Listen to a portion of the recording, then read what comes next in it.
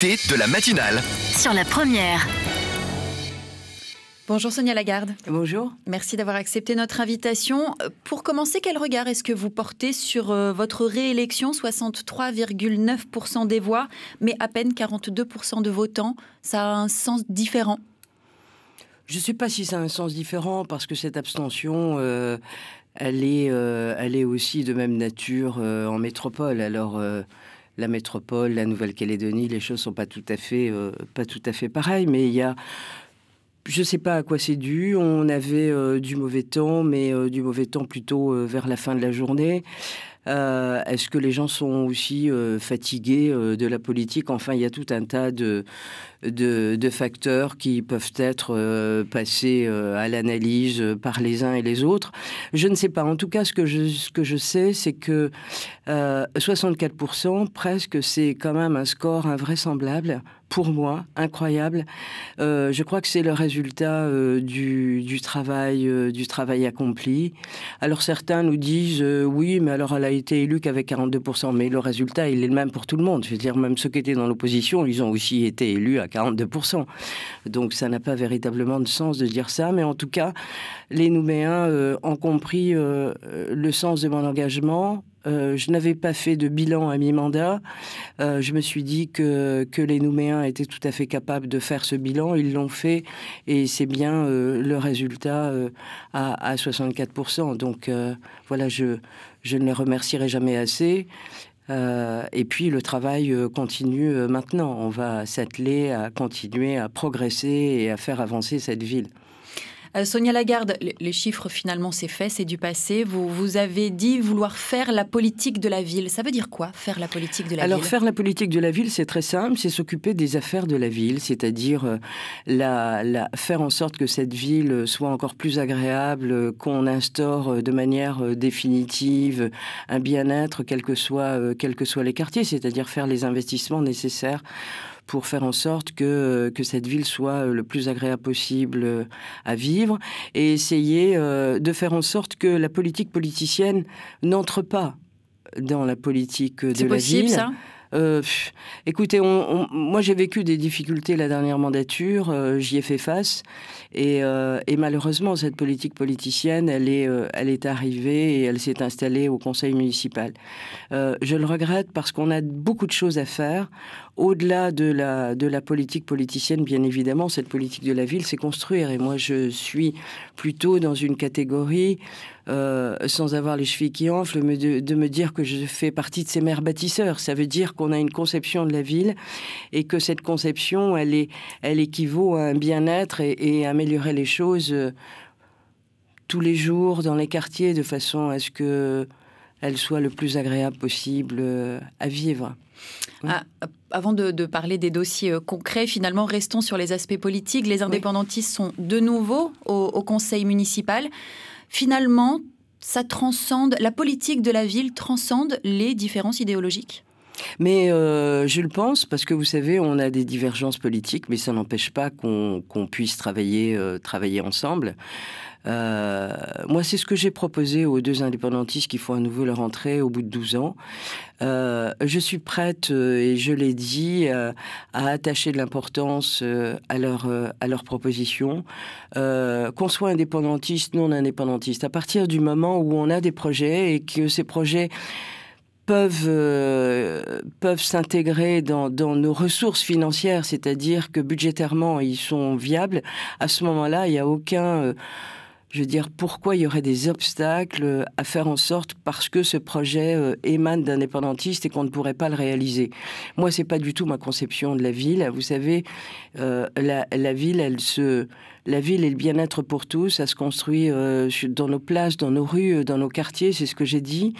Et donc, je suis prête à écouter les propositions qui peuvent émaner des indépendantistes comme d'autres d'ailleurs, de façon à faire avancer ensemble la ville. Et puis moi, j'ai des convictions et je crois fortement, et c'est ce que j'ai dit lors du discours d'intronisation, de dire que non seulement on doit travailler ensemble, mais c'est ensemble aussi dans cette ville qui est la ville capitale qu'on doit tracer le chemin de la paix et de la concorde.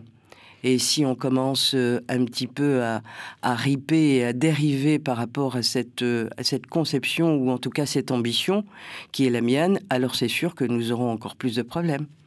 À 7h07, je vous rappelle l'invité de la matinale. Ce matin, nous sommes avec Madame la maire de Nouméa, Sonia Lagarde. Le standard est ouvert. Vous pouvez dès à présent poser toutes vos questions au 258 Anne-Claire Lévesque. Sonia Lagarde, Nouméa, comme tout le reste de la Nouvelle-Calédonie, a connu 4 semaines de confinement. Comment est-ce qu'elle a vécu cette période et comment est-ce qu'elle s'en sort ? Alors écoutez, nous avons travaillé, nous avons été avec mon exécutif et avec mes secrétaires généraux très présents tous les jours en mairie pour examiner au jour le jour la situation. On a des agents de la mairie en présentiel qui ont été là. C'était l'ordre de 200 par jour. Et puis le reste, beaucoup d'entre eux, à peu près 150 en télétravail. Donc on a continué à faire tourner cette grosse machine et on s'en est relativement bien sorti. Alors en plus, on a partagé un certain nombre de réunions avec le gouvernement. On était tenus informés tout le temps et nous, on a fait le nécessaire pour que ça continue à fonctionner. On ne peut pas arrêter une machine comme la mairie de Nouméa, qui est une grosse machine, un gros paquebot avec 1600 agents. Donc, il faut que ça continue de tourner. Et nous avons une première question. On se dirige du côté du standard pour accueillir Théva. Bonjour Théva. Oui, bonjour. Bonjour, Madame Lagarde. Bonjour, monsieur. Bonjour, Théva. Et pour vous féliciter sur votre travail sur la mairie sur la commune de Nouméa. Parce que moi, je suis du Mont-d'Or et oui. je vous observe, je vous regarde dans vos travaux et je vous félicite. Et je souhaite que vous perdurez dans cette mairie. Écoutez, je vous remercie beaucoup. La question que je vous pose, c'est est-ce que les travaux vont continuer comme vous le faites? C'est ça la question. Oui, les travaux vont continuer. Il y a encore beaucoup de choses à faire dans la ville. Il y a des travaux qui ont été engagés. Vous l'avez vu sur la route du Port des Pointes. On a fait une première phase. Il faut faire une deuxième phase, une troisième phase. C'était encore 2 ans de travaux. C'est de faire la passerelle sur le parc urbain pour rejoindre Ouémo.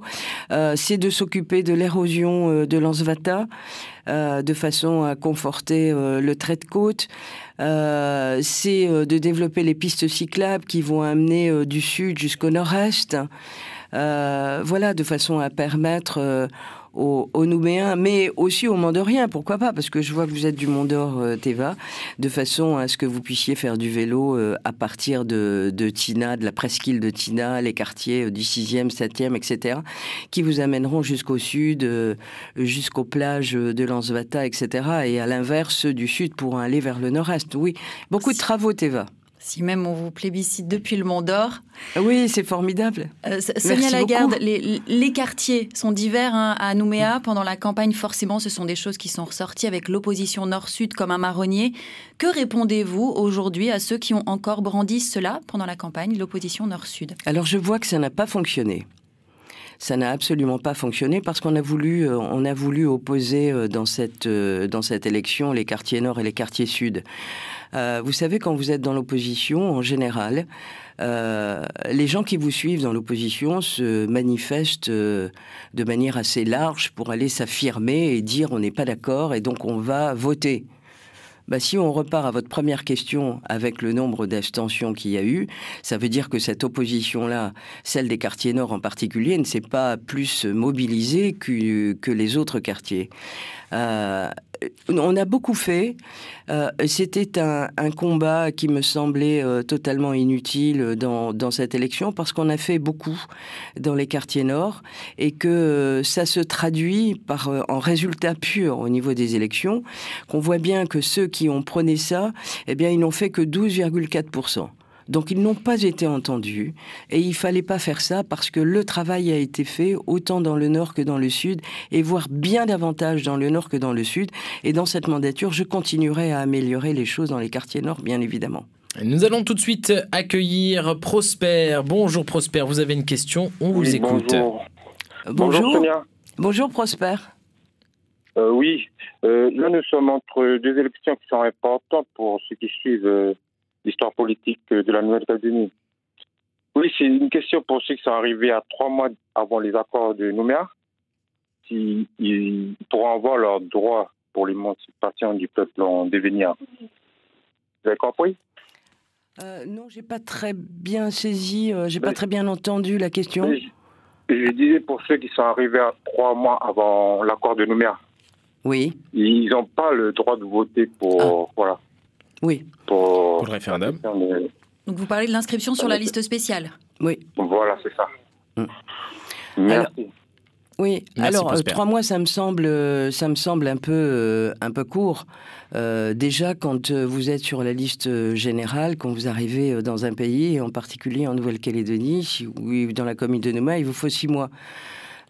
Pour être inscrit sur la liste générale, de faire les démarches qui vous permettent de pouvoir voter aux élections municipales et aux élections législatives et présidentielles. Donc 3 mois, ça me semble un peu court. Mais enfin, d'autre part, moi, j'ai toujours été pour qu'il n'y ait pas de restrictions, je le dis, de manière tout à fait confortable, puisque ça a été pour moi un combat aux élections pour l'accord de Nouméa, où je trouvais déjà que ces restrictions du droit de vote n'avaient aucun sens. Je crois que la Calédonie, elle est à construire avec tout le monde, sans exclusive, et donc je regrette que nous soyons confrontés aujourd'hui à ces restrictions du droit de vote. Voilà, donc j'espère avoir répondu à votre question, Prosper. Et Sonia Lagarde, le report au 4 octobre, vous y êtes favorable? Alors écoutez, aujourd'hui, est-ce que c'est véritablement une question ? À mon sens, ça n'en est pas. Parce que du 6 septembre au 4 octobre, il y a juste un mois. Et je comprends les problèmes qui avaient déjà été évoqués par le Premier ministre au Conseil, au comité des signataires, qui est celui d'organiser avec les 250 magistrats. C'est un problème, même si la France se déconfine aujourd'hui, il rentre quand même dans une période de vacances, il faut monopoliser tous ces gens, et on voit bien que leur venue lors du premier référendum a été quelque part salutaire, dans le sens où tout s'est passé vraiment dans le calme. Donc la venue de ces magistrats, je crois qu'elle est bénéfique, tout le monde, personne ne la conteste, et donc il faut l'organiser. Et donc je pense qu'avec les périodes que nous vivons, celle du déconfinement, etc., ont rendu les choses un petit peu compliquées, et donc d'où le report d'un mois. Donc voilà, c'est pas, moi je pense pas que ce soit un problème, mais oui. On se dirige de nouveau du côté du standard pour accueillir Jean-Paul. Bonjour Jean-Paul, il nous reste très peu de temps, on vous écoute. Oui, bonjour Madame le maire. Bonjour Jean-Paul. Le maire ou la maire, pardon. Le maire, c'est comme vous voulez Jean-Paul. Ouais, donc je suis Broussard, et puis donc vous félicite aussi pour tout le travail que vous avez accompli, parce qu'on le constate quand on arrive à Nouméa. Et par contre, à ce niveau-là, vous avez investi beaucoup d'argent dans le néobus. Oui. Et nous constatons, on a laissé le temps de s'installer, de prendre place et tout, mais on voit quand on arrive dans Nouméa qu'il n'y a toujours pas d'amélioration au niveau de la circulation. Donc je voulais savoir, est-ce que ça va s'améliorer, les experts, ou alors c'est un échec? Merci Jean-Paul. Voilà. La circulation à Nouméa, Sonia Lagarde. Oui, non, mais là, Jean-Paul a raison. La problématique de la circulation, elle est toujours là. D'abord, je voudrais juste rectifier quelque chose. Ça n'est pas la mairie de Nouméa qui a investi beaucoup d'argent dans le Néobus. C'est le syndicat mixte des transports urbains. Néanmoins, la ville de Nouméa, comme la province sud d'ailleurs, participe financièrement tous les ans, parce que le prix du billet, il était déjà avant le Néobus bien plus cher que celui qu'on fait payer aujourd'hui, et donc les subventions qui sont données par ces deux collectivités font que on arrive à stabiliser le prix du billet. Alors je suis assez d'accord avec Jean-Paul pour la problématique de circulation.